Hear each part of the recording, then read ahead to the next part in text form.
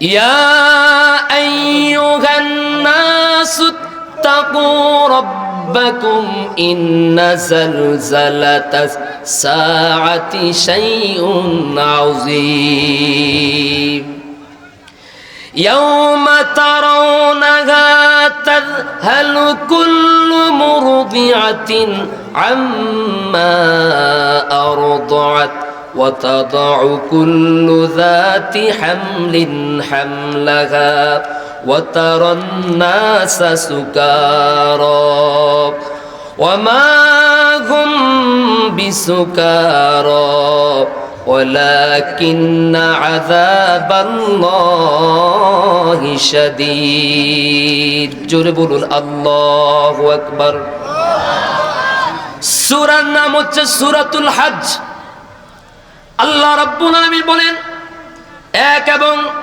এক নম্বর আয়াতে কারিমার মধ্যে আল্লাহ রাব্বুল আলামিন বলেন, হে পৃথিবীর মানব মণ্ডলী, তোমরা তোমাদের প্রতিপালক, তোমরা তোমাদের রব আল্লাহ রাব্বুল আলামিনকে ভয় করো। আমরা প্রশ্ন করলাম, আল্লাহ আপনাকে কোন বিষয়ে ভয় করব? আল্লাহ তাআলা জবাব দিলেন, ইন্না যালজালাতাস সাআতি শাইউন আযীম, নিশ্চয়ই কিয়ামতের প্রকম্পন অত্যন্ত ভয়ঙ্কর, অত্যন্ত ভয়াবহ। আল্লাহু আকবার বলেন। আমার বন্ধুগণ, মাত্র কয়েক রিক্টার স্কেলে যখন ঢাকা শহরে ভূমিকম্প তৈরি হয়, মানুষের মধ্যে কঠিন থেকে কঠিনতম একটা ভয়ঙ্কর অবস্থা বিরাজ করে, ঠিক কিনা বলেন? এটা তো চূড়ান্ত ভূমিকম্প না, এটা হলো ভূমিকম্পের সামান্য মাত্র আলামত। এই সামান্য আলামত আল্লাহ রাব্বুল আলামিন প্রয়োগ করার সঙ্গে সঙ্গে গোটা শহর প্রবলভাবে প্রকম্পিত হয়। মানুষগুলো নিজের জান নিজে বাঁচাবার জন্য তড়িঘড়ি করে বিল্ডিং থেকে নিচে নেমে পড়ে। এক রুমের মধ্যে মা শুয়ে আছেন, আরেক রুমের মধ্যে বাবা শুয়ে আছেন, আরেক রুমের মধ্যে কলিজার টুকরা সন্তানগুলো শুয়ে আছেন, আরেক রুমের মধ্যে নিজের স্ত্রী শুয়ে আছেন। এমতো অবস্থায় ভূমিকম্প শুরু হয়ে গেল। ওই লোক তখন নিজের মাকে বাঁচাবার জন্য দৌড়ে গিয়ে মায়ের রুমে যাওয়ার মন মানসিকতা তখন তার মধ্যে থাকে না, চিন্তা থাকে না। বাবাকে বাঁচাবার জন্য তার কথাও মনের মধ্যে থাকে না। কলিজার টুকরা সন্তানগুলোকে নিয়ে বিল্ডিং থেকে তাড়াতাড়ি বের হবে সেই কথাও তার মনের মধ্যে থাকে না। প্রিয়তমা স্ত্রীকে নিয়ে বিল্ডিং থেকে তাড়াতাড়ি বের হবে সেই কথাও মনে থাকে না। যেই রুমে আছে সেখানে থাকা অবস্থায় যে অবস্থায় আছে, ওই অবস্থায় যখন ভূমিকম্প শুরু হয়ে যায় তখন নিজের জান নিয়ে বাঁচাবার জন্য নিজের জান নিয়ে নিজেই তখন বিল্ডিং থেকে তড়িঘড়ি করে বেরিয়ে যায়, ঠিক কিনা বলেন? এমন একটা সময় আসবে তখন এমন এইভাবে সামান্য ভূমিকম্প হবে না। তার কারণ হলো, যখন ঢাকাতে ভূমিকম্প হয় নোয়াখালীতে হয় না, চট্টগ্রামে যখন ভূমিকম্প হয় তখন সিলেটে হয় না, বাংলাদেশে যখন ভূমিকম্প হয় পাকিস্তানে তখন হয় না, ভারতে যখন ভূমিকম্প হয় তখন মালয়েশিয়াতে ভূমিকম্প হয় না।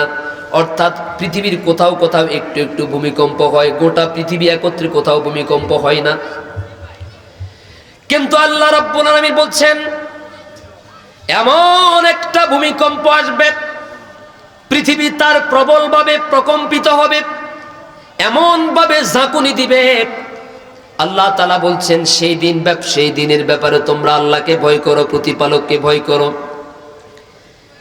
ফালা ইস্তাতিউনা তাওসিয়াতাও ওয়ালা ইলা আহলিহিম ইয়ারজিউন।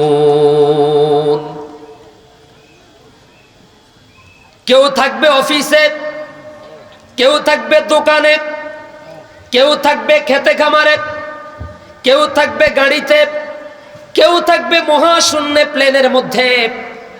এমত অবস্থায় হঠাৎ করে যখন পৃথিবী ঝাঁকুনি দিবে, নাড়াচাড়া শুরু করবে, ভূমিকম্প শুরু হয়ে যাবে। এই কথাকে মোল্লা বলছেন নাকি আল্লাহ বলছেন?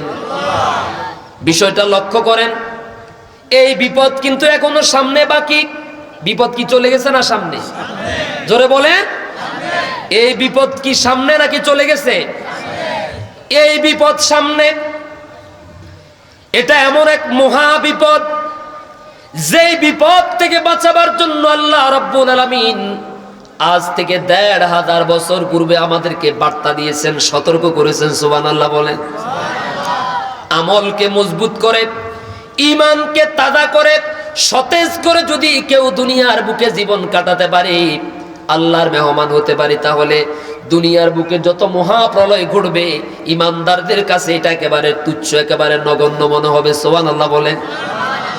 জালিমদের জন্য এটা অত্যন্ত ভয়ঙ্কর বিষয়। আর মুমিনদেরকে আল্লাহ তাআলা এই বিপদ থেকে তার দয়ায় হেফাজত রাখবেন। যেরকম আমিন। ফালা ইস্তাতিউনা তাওসিয়াতাও ওয়ালা ইলা আহলিহিম ইয়ারজিউন।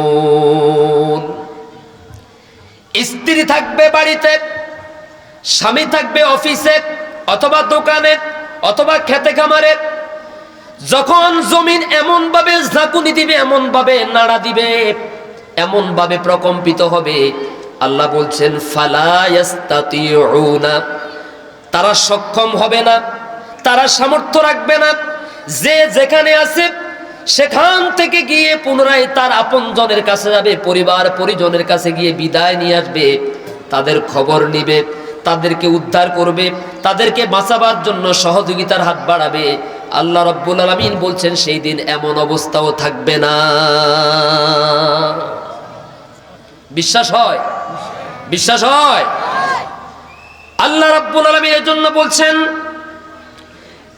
ইয়াউমা তারাউনাহা তাযহালু কুল্লু মুরদিআতিন আম্মা আরদাআত ওয়া তাদউ কুল্লু যাতি হামলিন হামলাহা ওয়া তারান নাসা সুকারা ওয়া মা হুম বিসুকারা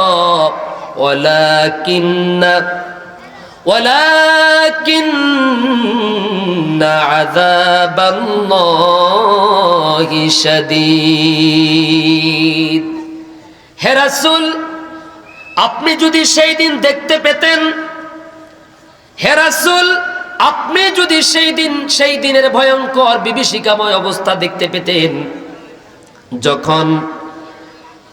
যখন তার স্তন্যদানকারিণী মা এইমাত্র তার বাচ্চাটা দুনিয়াতে প্রসব করেছেন, 10 মাসের পেটে ধরার কষ্ট নিয়ে যেই মা তার বাচ্চাটাকে অত্যন্ত কষ্টের পর কষ্ট, অত্যন্ত শ্রান্তির পর শ্রান্তি, ক্লান্তির পর ক্লান্তি, বেদনার পর বেদনা সহ্য করে 10টি মাস পেটে ধারণ করলেন, আবার প্রসব করে বাচ্চাটাকে দুনিয়ার আলো বাতাস দেখার সুযোগ দিয়েছেন। ওই মা তার কলিজার টুকরা সদ্য প্রসূত সন্তানকে যখন বুকের কাছে নিবে, স্তনের কাছে তুলবে, সন্তানকে সবেমাত্র বুকের কাছে নিবে দুধ পান করাবার জন্য, আর এমত অবস্থায় যদি ভূমিকম্প তৈরি হয়ে যায়, ঝাঁকুনি তৈরি হয়ে যায়, তখন সদ্য প্রসূত সন্তানকে তার মা, স্তন্যদানকারিণী মা তার কলিজার টুকরা সন্তানের কথা ভুলে যাবে, সন্তানকে দূরে নিক্ষেপ করে পালিয়ে যাবে। যেরকম সুবহানাল্লাহ, আল্লাহু আকবার। মা তার সন্তানের কথা ভুলে যাবে, সন্তানকে দূরে নিক্ষেপ করে পালিয়ে যাবে। অর্থাৎ এই ভয়ঙ্কর পরিস্থিতি দেখে তখন মা তার সন্তানের কথাও মনে থাকবে না। আল্লাহু আকবার। এরপরে বলেন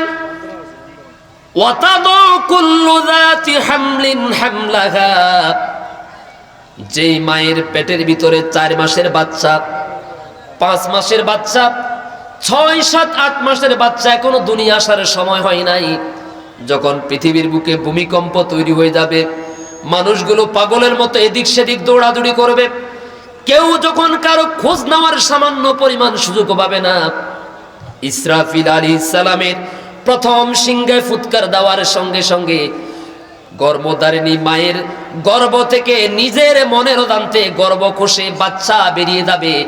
গর্ভধারিণী মা একটু টের পাবে না। জোরে করে আল্লাহু আকবার। কার কথা? বিষয়টা কত মারাত্মক, কত কঠিন, সেই দিনটা কত কত ভয়ঙ্কর। সেই মহাপ্রলয়, মহাবিপদ, মহাবিপর্যয়, মহা দুর্যোগ চলে গেছে নাকি সামনে?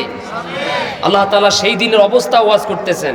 আমি আপনাদের সামনে শুধু নকল করে শুনে দিচ্ছি, কিন্তু মূল কথা আল্লাহ। ঠিক কিনা বলেন? আমার বন্ধুগণ,